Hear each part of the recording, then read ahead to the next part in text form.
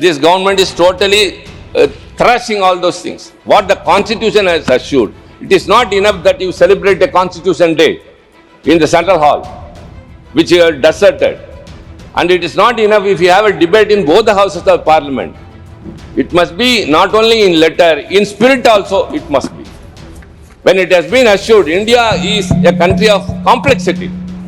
It is multilingual, multicultural, multi-regional, multi-religious.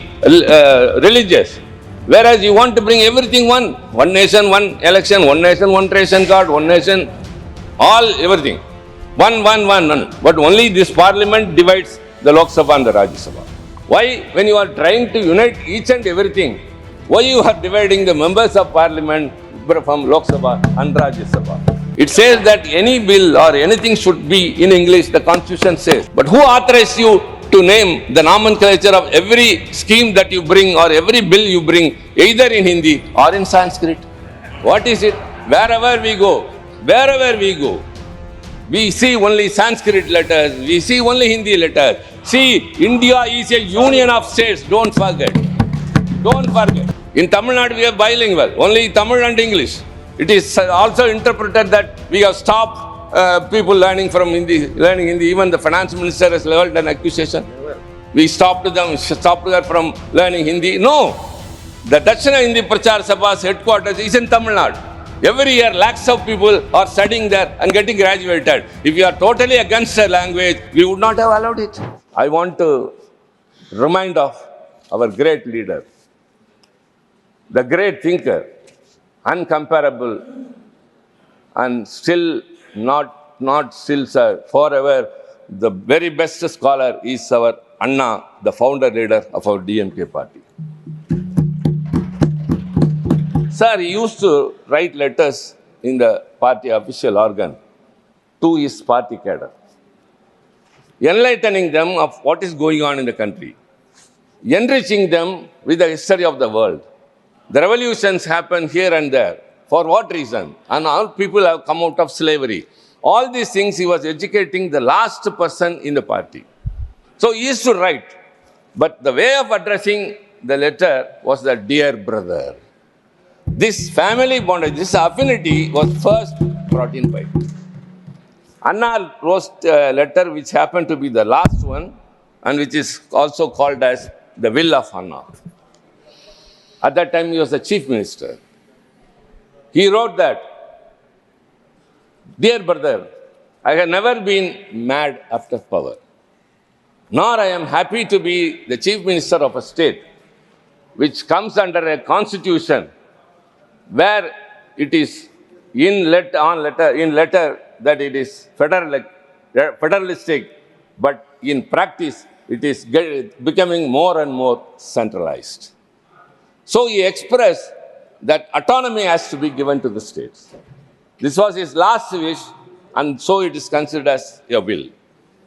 Because he realized the states which are the constituents of this union were weakened slowly, one by one stages. What is happening is now much worse. All the laws that have been enacted in the recent days by the BJP has either usurped the powers of the state or transgressed into the state's powers or minimizing, declining everything. This I have to mention, sir. Later, after the demise of Anna, our great leader, Dr. Kalaignar, the late Dr. Kalaignar, he took over the party president and the chief minister of the state.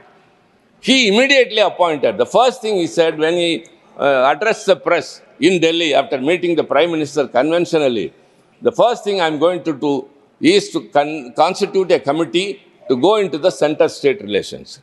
Because without powers, being a chief minister of a state is of no use. Much worse is what is happening in Delhi now.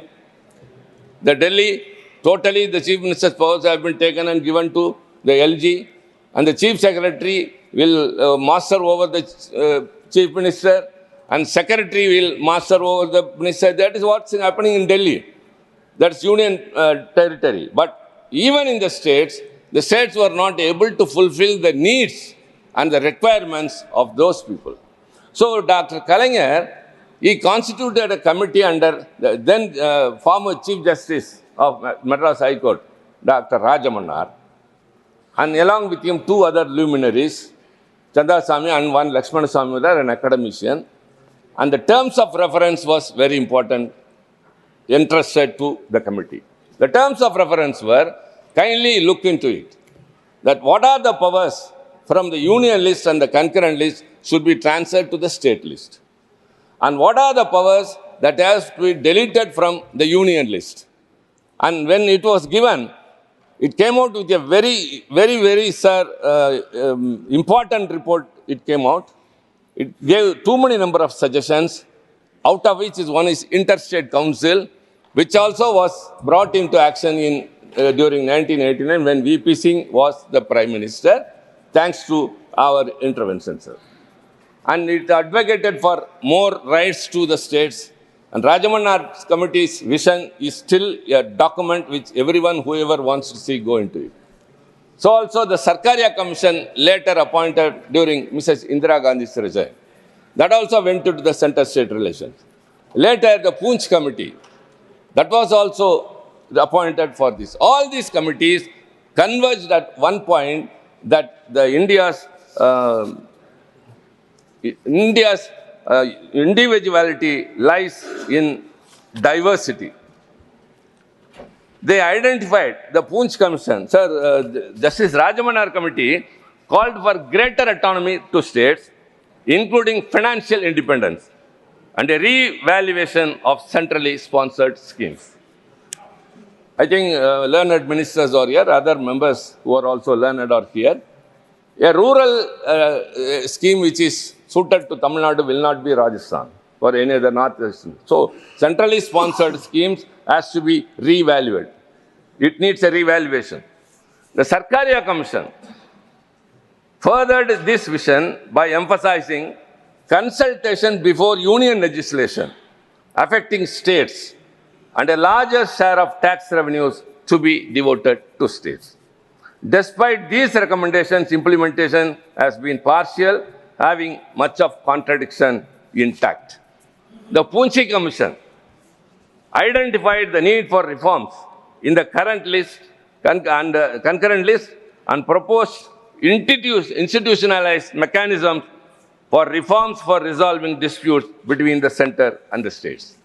So these reports offer a roadmap, but challenges still persist. Practically, the area of fiscal devolution and legislation overlap. This is where the commitment of federalism must be tested by ensuring that states are empowered to contribute effectively to the people nation building without being stifled by central overrule. Sir, we are much affected. Dr. Ambedkar said, caste and creed discrimination is prevailing in India. But out of our experience, we feel that the regional discrimination is much more predominant now. Stepmotherly attitude is shown to the states. For example, even the Finance Commission, devolution of taxes, Tamil Nadu has been slowly, the devolution is declining. The 12th Finance Commission gave 3.069 and the 15th gave only 2.6. And whatever, for every 1 rupee we give to the tax basket, we give only 29% in return.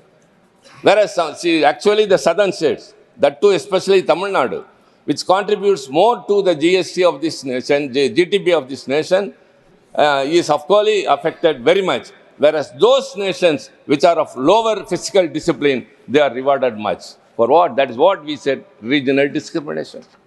I don't want to mention any particular state because our friends are here from various other states. But we feel that the northern states are shown more favoritism, showing lower fiscal discipline, whereas Tamil Nadu, which is performing very well in every, for example, in the higher education, the enrollment ratio overall in India is 28, whereas ours is 52%.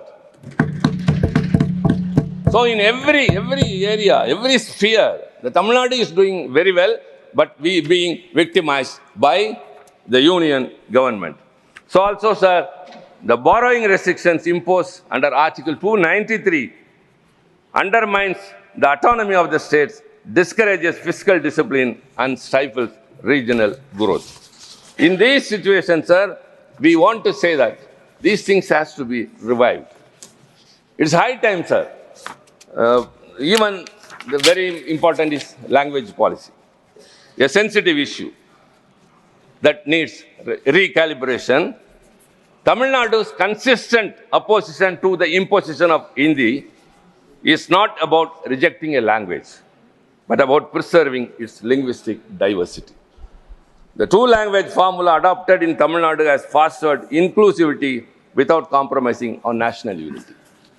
Sir, during the Constituent Assembly debates, though there was no subcommittee as like other things for language, but it happened so that when many proposed for Hindi to continue. Before independence, the official language of India was only English. But later, after the independence, the Constituent Assembly, they debated it, and a section of the members supported Hindi, and a section of the members supported English. And when it came to equal, Dr. Rajendra Prasad was then the chairman, cast his vote, and by that, Hindi became the official language. And very importantly, article, the language.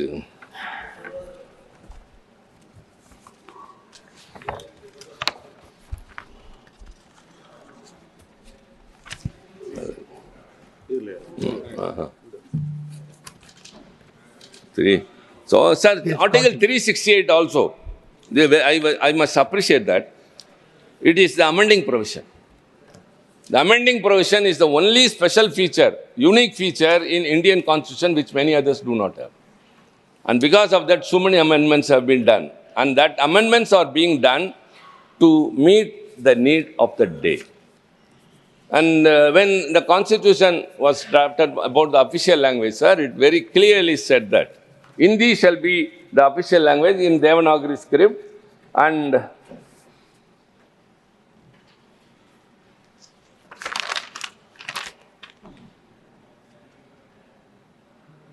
notwithstanding anything in this article, Parliament may be law provide for the use after the set period of 15 years, the English language or the Devanagari form of numerals. So it said that after 15 years of the enactment of the Constitution, English will go off, and then only Hindi will be the official language. Sir, again, our founder leader Anna, this house was benefited by his presence as a member from 62 to 67. He spoke very much about the language policy, and the Official Languages Amendment Act 1963 came, and it declared that the official language, the English shall also be the official language, as long as the non-Hindi speaking people accept it. Sir, whereas this government is totally thrashing all those things, what the Constitution has assured, it is not enough that you celebrate a Constitution Day in the Central Hall, which you have deserted. And it is not enough if you have a debate in both the houses of Parliament. It must be not only in letter, in spirit also it must be. When it has been assured, India is a country of complexity. It is multilingual, multicultural, multi-regional, multi-religious. Whereas you want to bring everything one nation, one election, one nation, one ration card, one nation, everything. One. But only this Parliament divides the Lok Sabha and the Rajya Sabha. The Central Hall, which used to unite the members of both the houses, is now totally, we are deprived of that. A new member who has come to the Lok Sabha will go off after 5 years without having acquaintance between the Rajya Sabha members and the Lok Sabha members. Why, when you are trying to unite each and everything, why you are dividing the members of Parliament from Lok Sabha and Rajya Sabha? That's what I say. It's not just celebrating the Constitution.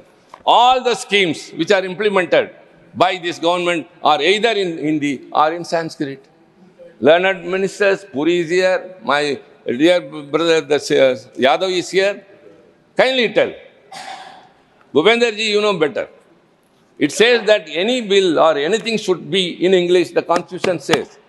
But who authorized you to name the nomenclature of every scheme that you bring or every bill you bring, either in Hindi or in Sanskrit. We enter into the parliament. Now that we are accustomed, we are spelling out, pronouncing it, but we do not know the meaning. Makar Dwar. What is it? What is it? Wherever we go, we see only Sanskrit letters, we see only Hindi letters. See, India is a union of states, don't forget. Don't forget. In the 8th schedule of the Constitution, there are 22 languages, and all those languages should be respected. And no one language should dominate the other. The Tamil is the ancient language in this world. It's the hoary language. When you say Sanskrit and Tamil are ancient, or they are classical languages, Sanskrit is not a spoken language. It's only in books. It is in Vedas. Whereas Tamil has a rich history of literature, grammar, and everything. And 8 countries have Tamil as the official language. Why you are denying this, showing this partiality? Why you are treating us like that? This stepmotherly attitude, that's what I said in my outside itself. Not even an iota of apprehension should creep into the minds of the linguistic minorities and religious minorities. You are in power. You are in power. But you have to treat the whole of India as one in your outlook, not in names. You are imposing. That's what we say. We are not against one language, not to reject Hindi or any other language. Don't impose that. In Tamil Nadu, we are bilingual, only Tamil and English. If anybody wants to learn any other language, let them. It is also interpreted that we have stopped people learning Hindi. Even the finance minister has leveled an accusation. Never. We stopped her from learning Hindi. No. The Dakshina Hindi Prachar Sabha's headquarters is in Tamil Nadu. Every year, lakhs of people are studying there and getting graduated. If you are totally against a language, we would not have allowed it. If you are interested, go ahead. But what the way the government is acting today is totally anti-constitutional, anti-federal. Sir, we want to insist upon one thing. If at all you are very sincere, if you are really devoted in celebrating the Constitution Day, you have to uphold secularism and federalism, which is the most important factor, core thread, backbone of our Constitution and our country. And in this situation, sir, I would like to conclude with only one thing. Federalism is not about weakening the center. It is about strengthening the union by empowering the Constitution.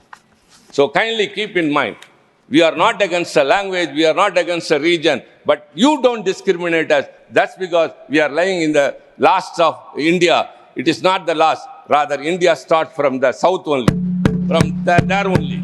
Our language is rich.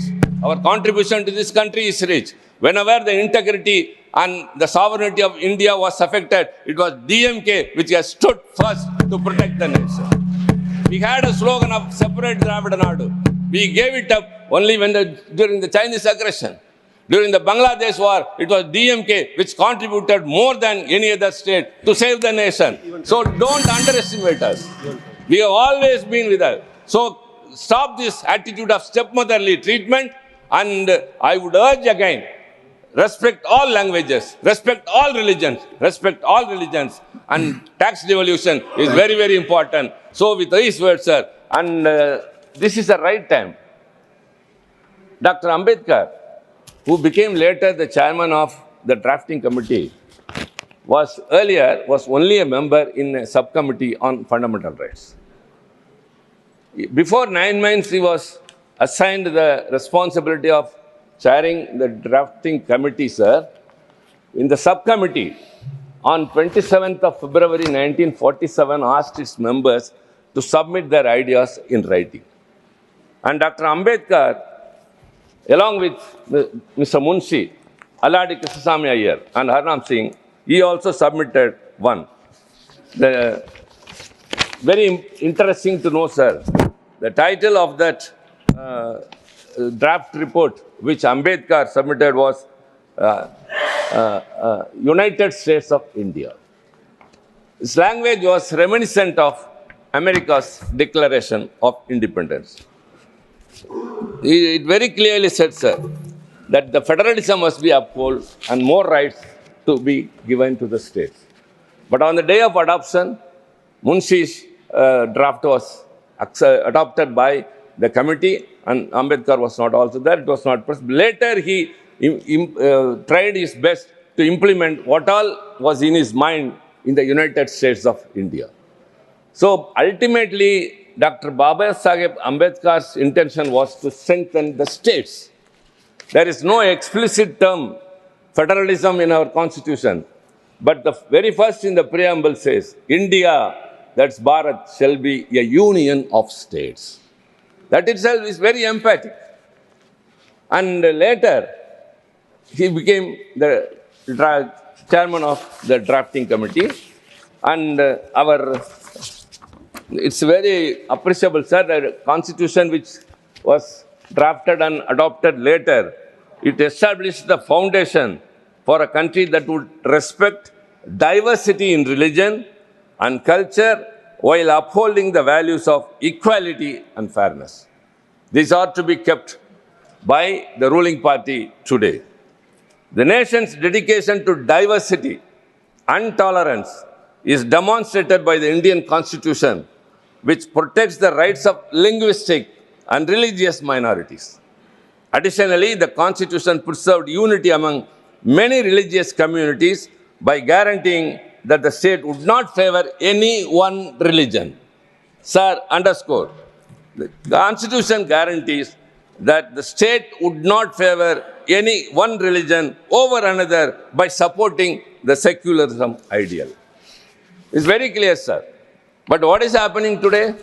I don't want to bring down the level of the debate because it's a Constitution's glorious celebration we are, 75 years. So we have to applaud. So many scholars, intellects were in the Constituent Assembly, whom we fondly remember, or it is our bounden duty to pay respects to all those people. They are now called as the framers of the Constitution. Dr. Ambedkar, Mr. Jawaharlal Nehru, Sardar Vallabhbhai Patel, Maulana Abul Kalam Azad, Rajendra Prasad K.M. Munshi, Aladi Krishnaswamy Iyer, B.N. Rao, Shyama Prasad Mukherjee, J.B. Kirbalani, Rafi Ahmad Kidwai, Mr. Santanam, K.T. Shah, H.V. Kamath, T.T. Krishnamachari, and above all, Qaid-e Millat Sahib. Sir, when the partition happened, when Jinnah wanted to have a separate nation for Muslims, and as I said, 389 members in the Constitution Assembly came down to 299. Many, when he declared that whoever are Muslims, come with me to the Muslim nation. But including Qaid-e Millat Sahib, the Muslims who are now in this country said, yes, we are Islamic people, but India is our country. But how they are treated now? I would urge, sir, again the government, not an iota of apprehension should come in the minds of the linguistic and religious minority in this country. But it often happens. We have to see to that, sir. Everything. And Dr. Ambedkar very responsibly told that. He was, of course, lauded by everyone. Pattabhiram Siddharamaiah told that when speaking about Dr. Ambedkar, he said, what a steamroller intellect he has brought into this Constituent Assembly, which is irresistible, indelible, and unconquerable.